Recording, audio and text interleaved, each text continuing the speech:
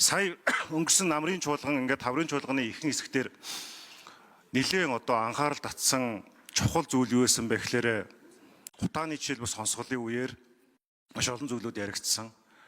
Ялангуяа энэ бол нөгөө эрх зүй, эдийн засаг, технологи, эрүүл мэндийн ингээд цогц асуудал юм байна гэд хүн амын талаас илүү шухуу хувь нь оршин амьдарч байгаа Улаанбаатар болон Хот суурин газруудад хүний эрүүл мэндэд ноцтой охирол учруулж амь насан занал хийлж байгаа хор тавдрын үүсвэр болж байгаа энэ зүйл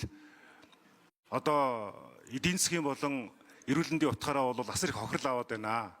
Тэгээд энээс үүдээд жишээлбэл мөнх сайхан сайттай бас намрын чуулган дээр ярьж ирсэн олон улсын жишгээр бараг 7% руу эрүүл мэндийн төсөвч ингээ харьцаад байгаа шүү дээ, тийм ээ. Гэтэл манайхан бол ингээ 3% хүрэхгүй байгаад байдаг. Тэгэхээр энийг ингээ үе шаттайгаар нэмэгдүүлье гэх. Тэгжээж энэ нөгөө захаал 2.7-8% ч юм уу эсвэл 9% гэхээс илүүтэйгээр энэ 4 жилийн хугацаанд үлдэж байгаа 3 жилийн хугацаанд бүр 5 давуулах 6 руу төхүүлэх.